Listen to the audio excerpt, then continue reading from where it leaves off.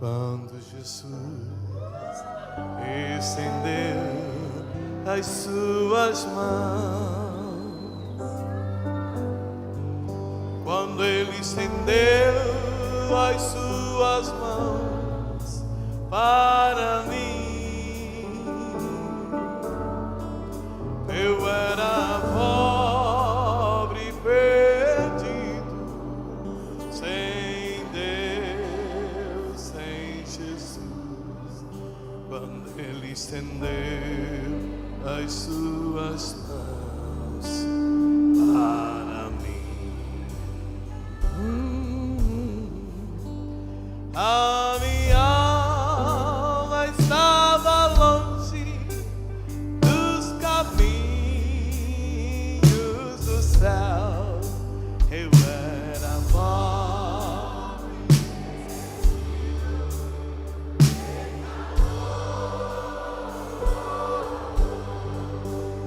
mas Jesus já transformou, gente, minhas trevas em luz, quando Ele estendeu as suas mãos para mim. Eu gostaria de compartilhar uma palavra com você. Se você quiser abrir a Bíblia comigo, é um versículo muito simples. Se alguém quiser projetar aqui para mim, é no livro de Gálatas, capítulo 6, versículo 7. É só um versículo. Eu acho que nós pregadores, aqueles que estudam a Bíblia Sagrada, conhecem bem. Consegue projetar aqui a Bíblia? Se num telão desse tamanho não conseguir, nós vamos vender o telão amanhã, vocês vão ver.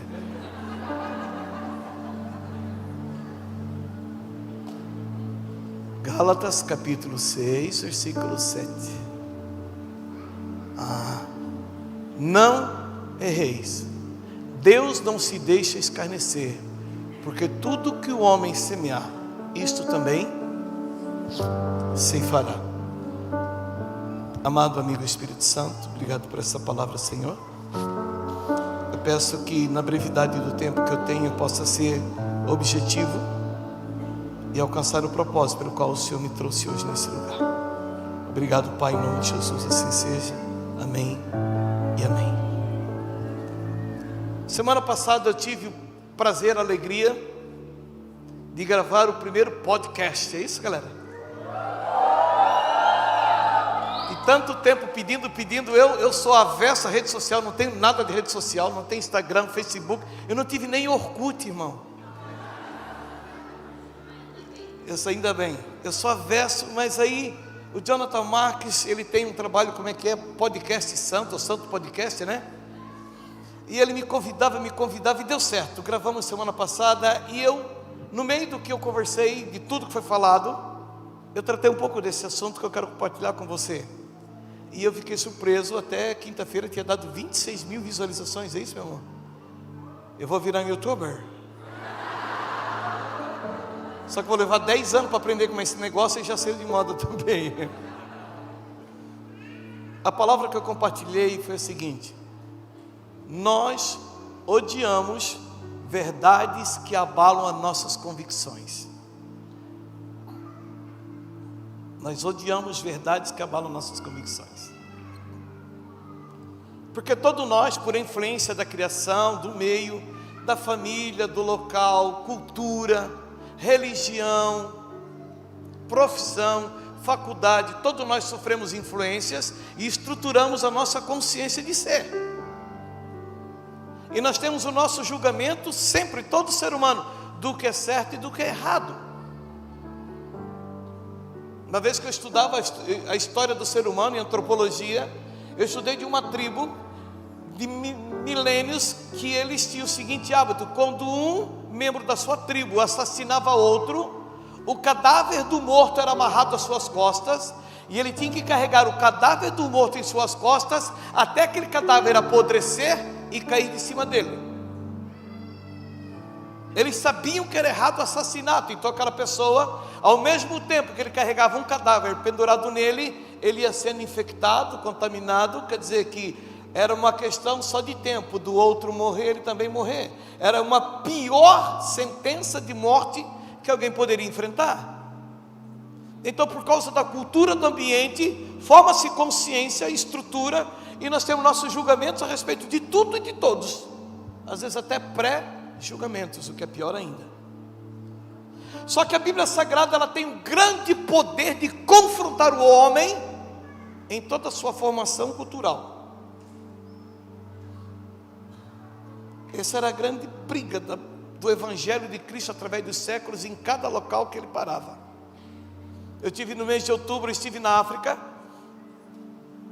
e uma coisa muito interessante, que eu estava ministrando a palavra para pastores e muita gente, e no momento eu comecei a falar de pessoas que espancavam mulheres, de homens que espancavam a sua esposa, que aquilo era antibíblico, que o apóstolo Pedro, que era o apóstolo mais duro, era dedão destroncado, na primeira carta dele, no capítulo 3, ele falou que o homem que não trata bem a sua esposa, não tem as suas orações respondidas por Deus.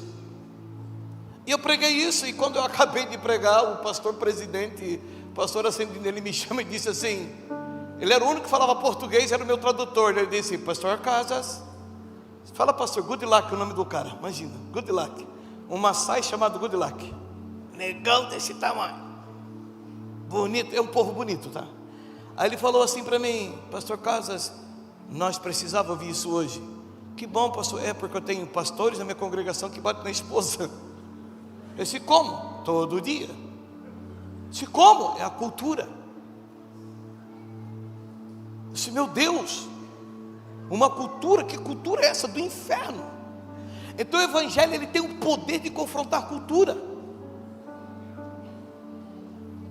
Quando o Evangelho chega na América, por exemplo, nós na América somos o único continente com pirâmides chatas. Por quê? Porque essas pirâmides eram para sacrifício humano. Então quando o cristianismo chega na América, lá pelo México, quando Bartolomeu de las Casas chegou junto com todos os jesuítas e padres e missionários que vieram, eles começaram a confrontar a cultura do sacrifício humano. Então o Evangelho de Cristo, ele tem o poder de mudar as nossas convicções. O grande problema é que nós nos sentimos constrangidos, desconfortáveis e às vezes até afrontados, quando uma verdade bíblica confronta uma convicção minha, humana, tirando de mim uma estrutura talvez de anos, a qual eu achava que era uma verdade, e agora o Evangelho de Cristo diz, você estava errado. Agora o pior de tudo ainda não é isso, é que a linha entre a convicção e a arrogância humana é uma linha muito fina. Eu já falei isso um dia aqui. A convicção, ela tem o poder de estar estribada em cima de uma verdade. Agora a arrogância, ela tem o poder de estar estribada em cima de um orgulho. Por uma questão de orgulho, eu decidi não mudar, mesmo que sei que estou errado. Então essa linha entre convicção e arrogância agora, ela é perigosa demais, porque eu posso estar firmando as minhas convicções em cima de mentiras, mas por orgulho eu não aceito uma verdade. Então quando eu sou confrontado numa convicção que é mentira, eu me sinto ofendido, e se eu me orgulhar, eu não mudo. Um dos exemplos mais lindos da Bíblia Sagrada, ou mais conhecidos, vou dizer assim, é o exemplo de Judas com Jesus Cristo. Judas, ele era de uma classe de revolucionários. Ele esperava quem? O revolucionário. Israel, então, eles eram colônia de Roma, eram subjugados por Roma, pagavam impostos para Roma. Então quando vê que levantou o Messias, ele esperava um libertador, um revolucionário, um Che Guevara. E Judas foi numa convicção. Eu encontrei um cara que vai fazer um levante público, né? um levante dos hebreus, e vamos nos levantar contra Roma, e vamos derrotá-los e tomar o poder.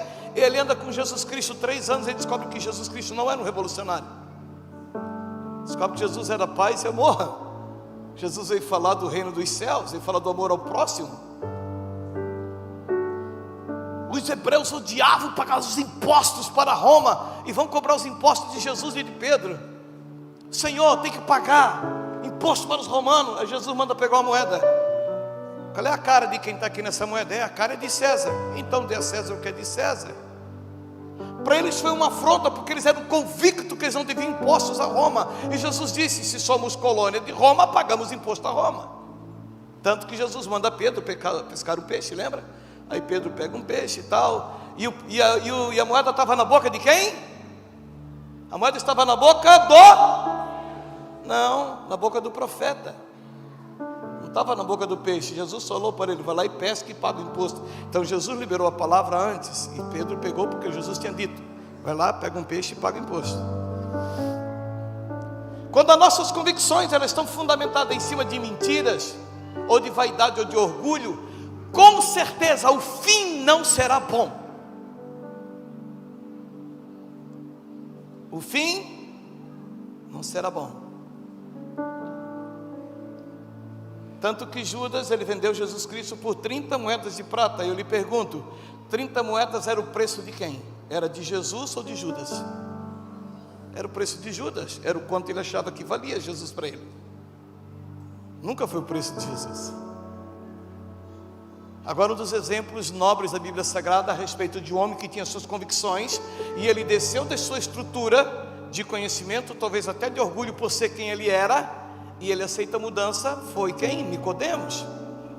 Já um ancião da sinagoga, ele se apresenta a Cristo, ele busca entender qual era a novidade que ele falava. Jesus fala para Nicodemos, e Nicodemos, ele diz para Jesus, né? Jesus fala para Nicodemos: necessário é nascer de novo. Aí Nicodemos não entende, e ele pede para Jesus ensiná-lo: Senhor, como poderei eu, já sendo homem idoso, voltar para o ventre da minha mãe e nascer de novo? Aí Jesus explica para Nicodemos: não, Nicodemos, é da água e do Espírito. Aí começou a ensinar a Nicodemos uma metanoia, uma mudança de mente, uma reestruturação de mente, uma renovação de mente, aonde você começa a entender o propósito de tudo: casamento, negócio, saúde, família, tudo. Deus traz uma renovação de mente, e o propósito das coisas começa a ficar claro. E Nicodemos, segundo o que nós entendemos pelos pontos que a Bíblia apresenta a ele, ele se torna um homem responsável por Jesus também.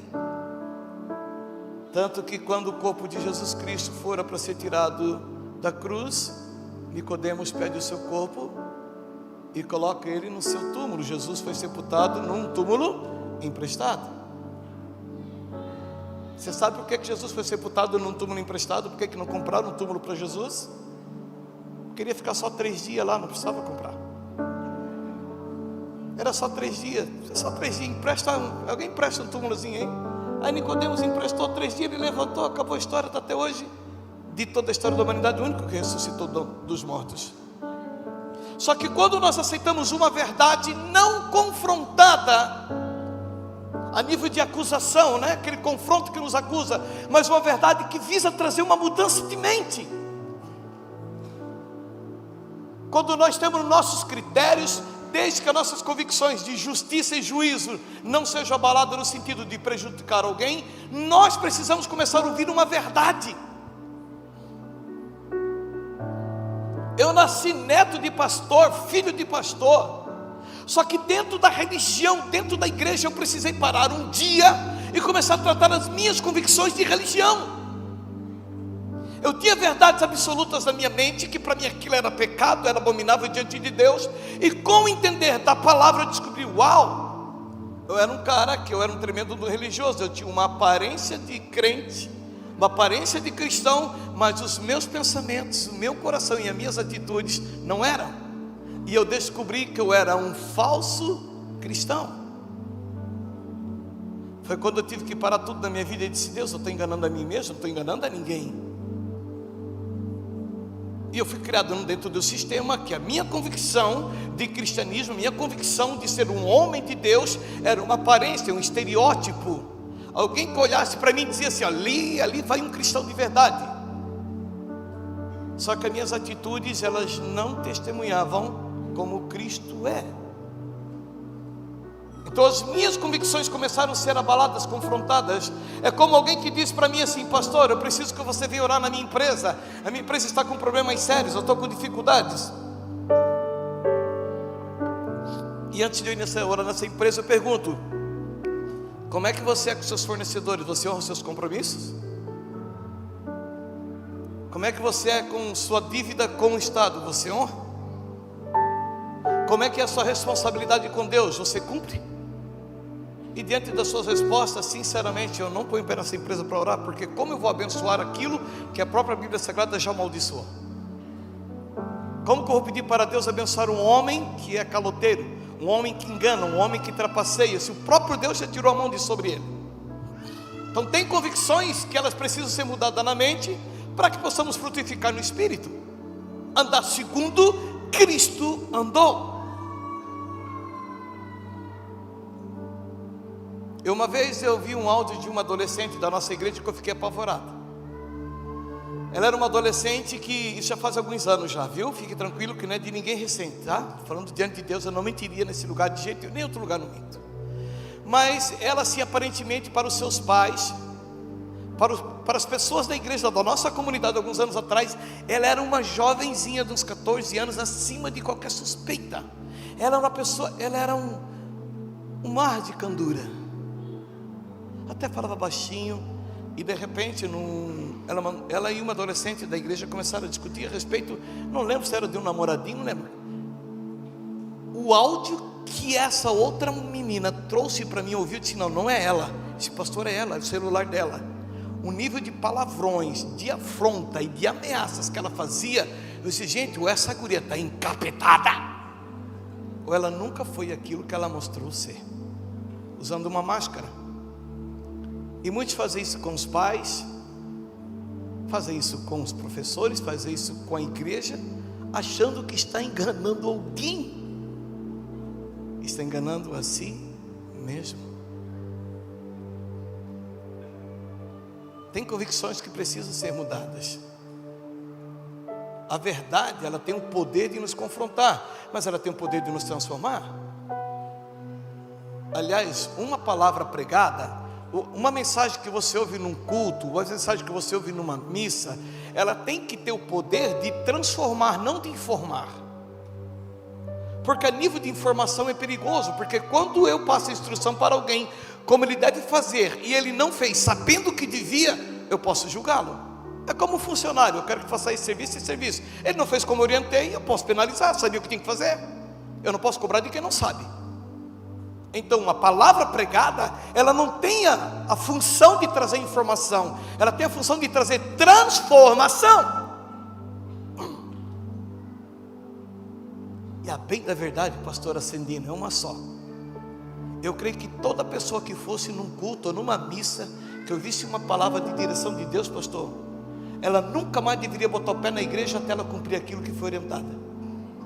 Se nós tivéssemos vergonha na cara de verdade, quando uma verdade fosse falada que confrontasse uma mentira que eu vivo, enquanto eu não mudasse aquilo na minha vida, eu não deveria voltar. Para que eu quero saber outra verdade rica, se nem aquela que eu já sei, eu vivi ou apliquei? Então deveria ser mais ou menos que nem um exército: missão dada, missão cumprida. Não volte enquanto não cumprir a missão. Você que é namorado, o sexo antes do casamento é pecado. Então é bom que você não volte mais até você não parar de praticar sexo antes do casamento, porque enquanto você continua praticando sexo antes do casamento, as bênçãos de Deus para o teu casamento não vão ser liberadas. E eu posso orar o que você quiser pela tua vida, você colocou em maldição o teu relacionamento. Cara, será que você é idiota? Será que você não entendeu isso ainda? O homem que é casado, você vive dentro da pornografia e você quer uma relação íntima, conjugal saudável, você é um imbecil, porque você fica comparando a tua esposa com prostitutas, com vadias, e a tua mulher não é uma vadia, a não ser que ela saia com todos os homens e você goste. Mas você pratica pornografia achando que você vai ter uma relação íntima saudável. Nunca. Você é doente ou está provocando doença na tua mente. Por exemplo, a Bíblia Sagrada fala sobre o dízimo, e já falaram para mim, é do Velho Testamento. Não, Velho Testamento que é da lei, não é da lei. Antes da lei, passa pela lei. E o Senhor Jesus em Mateus capítulo 23, versículo 23, sendo uma só, tem outras em Hebreus, ele atesta o dízimo. Então se você era dizimista, você é ladrão, pronto. E Apocalipse 21 fala o destino do ladrão, não é isso, pastor? Apocalipse 21 está decretado. Essas são as verdades que confrontam nossas convicções. O grande problema é que nós paramos de aceitar. E fizemos igual um buffet. Um buffet. Você passa com várias coisas e você só pega aquilo que você acha que você gosta, o que você não gosta, você deixa de lado. Talvez você está justo descartando aquilo que traria o que você precisa para a sua saúde e vida. Eu te avisei quando eu comecei que nós odiamos verdades que confrontam nossas convicções. Eu te avisei, se você se sentiu confrontado, eu fico feliz, porque a palavra está cumprindo o propósito essa noite.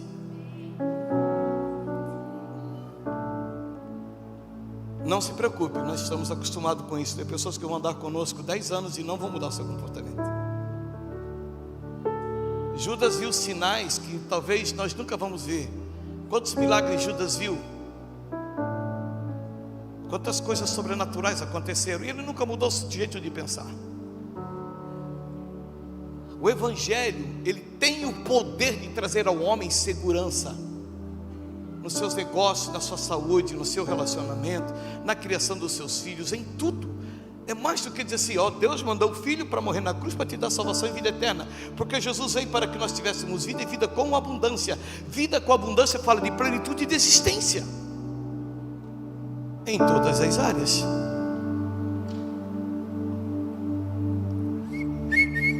Um comercial para o diácono passar. Porque infelizmente nós estamos acostumados com mentiras que massageiam nosso ego. E as verdades, elas são pesadas, elas doem, mas você está enganando a você mesmo enquanto você não vive essa verdade que você está ouvindo aqui. Não está enganando a mais ninguém. Por isso que o apóstolo São Paulo, ele fala enfaticamente: não erreis, porque tudo aquilo que o homem semear certamente colherá. No outro texto, o apóstolo São Paulo diz: aquele que mentia, não minta mais. Aquele que roubava, não roube mais. Aquele que prostituía, não prostitua mais.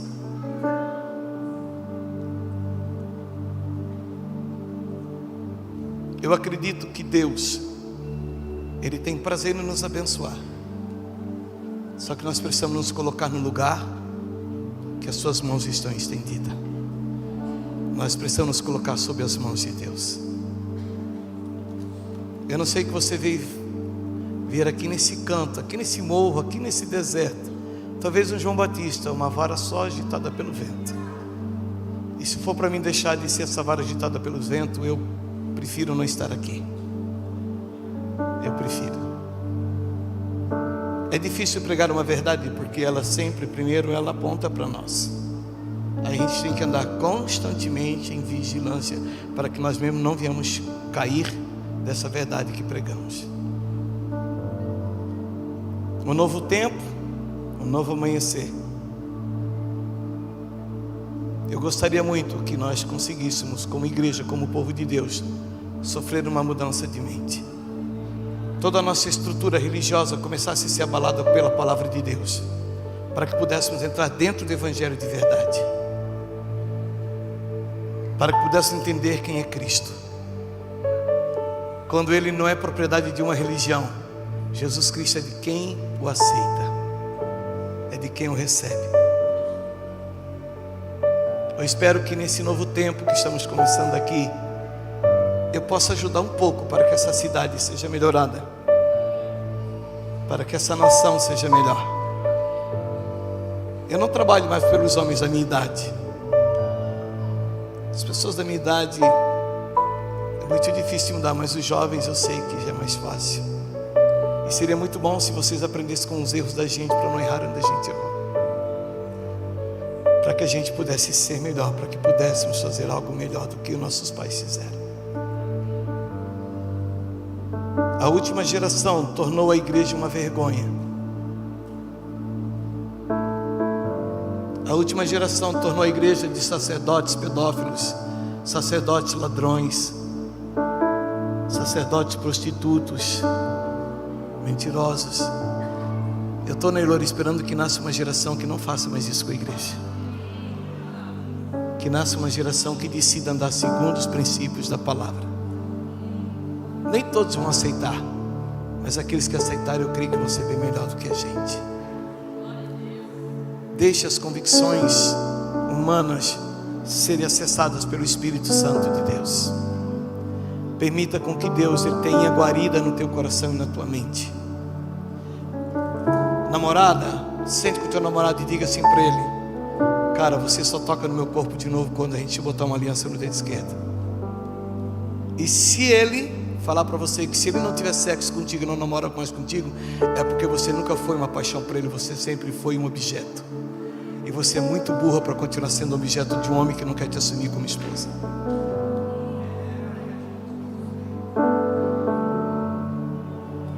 É simples assim. Houve um tempo, Pablo, que por um X salada as pessoas se vendiam. Hoje não é mais assim. Hoje as pessoas não querem mais compromisso. Por isso está uma bandalheira a sociedade que vivemos. Mas dá para mudar. Eu falei para ti, tu não devia ter vindo. A gente veio para confrontar. Esse evangelho que é ensinado nessa casa. Não somos melhor do que ninguém. A gente é cheio de defeitinho, mas a gente é que nem Davi. Somos os cabeção, mas a gente está dentro da visão, está dentro do propósito. Nós queremos fazer a vontade de Deus, só isso. Eu acho que é por isso que Deus nos colocou aqui nesse espaço, para que a gente possa cumprir a sua vontade. Eu quero encerrar minha palavra por causa do nosso horário hoje. Não tem como me alongar, até porque estou com visitas que não são acostumados com os cultos da cena, né, irmão? Quantas horas dura os cultos aqui, irmão? 3, 4 horas, seu Jair.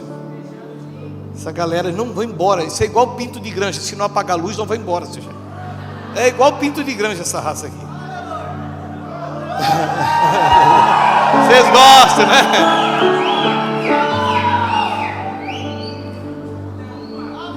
Ei, você viu toda uma estrutura que Deus colocou em nossas mãos. Cada centavo que você coloca aqui nesse altar é investido, revertido para você, para a comunidade. Esse dinheiro não é para enriquecer ninguém. Preparando o ambiente, sabe, bom para a família, mas tudo com propósito, cara, para que você possa ouvir a voz de Deus e viver segundo os seus princípios, para que a gente possa voltar a uma realidade que as pessoas hoje nem aceitam, sequer acreditam, que é uma vida com Deus. Trabalhe na sua mente isso. Trabalhe, deixe o Espírito Santo acessar. As verdades que abalam nossas convicções nós odiamos, mas você pode ter certeza, são somente elas que mudam a nossa estrutura, nos fazem começar a enxergar a vida como ela de verdade é. Agora eu encerro. A vida é muito frágil e muito cheia de incertezas. Quando eu fui pai pela primeira vez, eu fui pai pela primeira vez a primeira vez. Quando eu fui pai a segunda vez, eu fui pai a segunda vez pela primeira vez. Tudo tu vive a primeira vez. Essa já é o dia de hoje, vivemos pela primeira vez, nunca vivemos esse dia. Tua vida é muito frágil. Ela é muito insólida. Para isso que Deus deixou a sua lei, a sua palavra. Não é um livro de regras, é mais do que isso, é um manual do Criador. Ele diz assim, ó: se você fizer como eu escrevi, você vai viver bem. Um construtor, quando ele fabrica uma máquina, um equipamento, quando ele entrega para o seu cliente, ele entrega um manual de operação e de manutenção. Se você fizer de acordo com o manual que eu criei para você entender como funciona aquilo que eu desenvolvi, este manual vai te dar certeza do plano funcionamento da máquina e vai te dar a garantia da vida útil que eu estou lhe propondo. Tanto que, se você compra equipamento novo e você não faz manutenção de acordo com o manual do fabricante, você perde a garantia.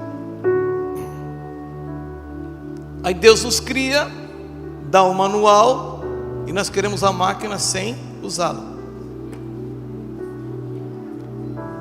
Aí a garantia que nós queríamos ter de um casamento saudável, A garantia que queríamos ter de umas finanças prósperas, a garantia que queríamos ter de uma saúde perfeita, não temos, porque o manual não está sendo aplicado. Por isso eu te peço, pare tudo, reveja os seus princípios, pense nas suas convicções e faça as mudanças certas.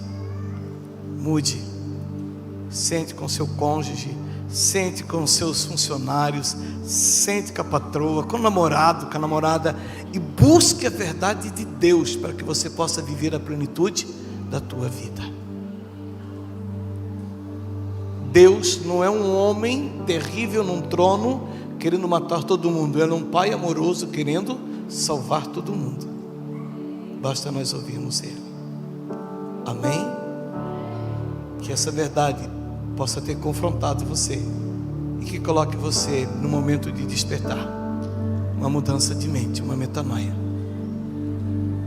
Eu prefiro uma verdade que me doa do que uma mentira que me acalme. Eu sou do tempo do metiolate, aquele que ardia. É legal que ninguém ficava com infecção de pele, doía, mas aquilo, tudo que tinha de bactéria matava. É uma verdade que dói, mas te livra de um mal maior. Que o amado e doce Espírito Santo de Deus possa tratar o seu casamento, o seu namoro, sua saúde, suas finanças, seu ministério, seus negócios, que você ajuste tudo de acordo com a palavra de Deus, para que possa ter uma vida plena, uma vida bem melhor. Amém. Você pode dar uma salva de palmas para Jesus?